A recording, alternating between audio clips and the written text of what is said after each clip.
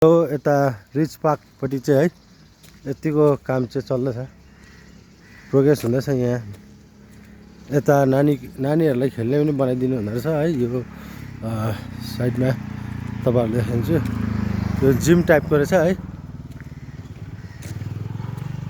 Gym खालको रहेछ हो।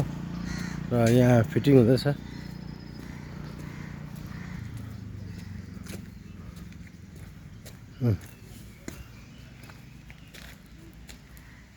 यो सबैले प्लास्टिक कभर नै छ।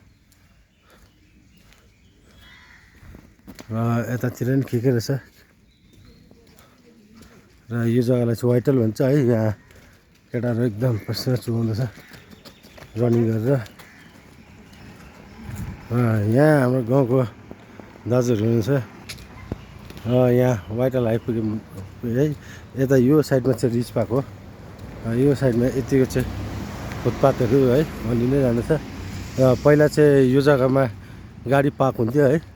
र अहिले चाहिँ गाडी हटाएर यहाँ चाहिँ यस्तो बनिन्छ। र अब फ्लावर एक्जिबिसन बनिसक्यो नि पार्किङ चाहिँ कहाँनिर हुन्छ भन्नु सक्दैन है। किनभने पार्किङ चाहिँ चाहियो, टुरिस्टहरूलाई देखाउन लागि रोक्नु चाहिँ पऱ्यो, गाडी त राख्नु पऱ्यो।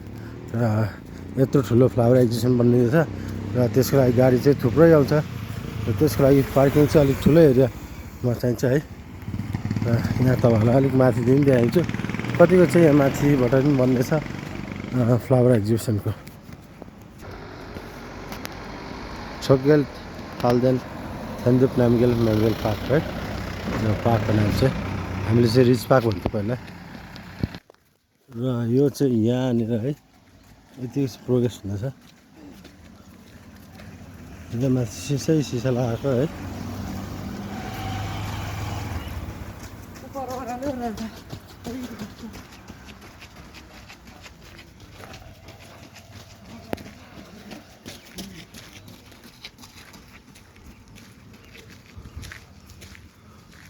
र यो चिनो है हेर्दाखेरि चाहिँ वाइटल भनेर मान्छेले बुझिहाल्छ। पहिलादेखि यो चाहिँ अहिले तोरिएको छैन कि वा नयाँ बनाएको।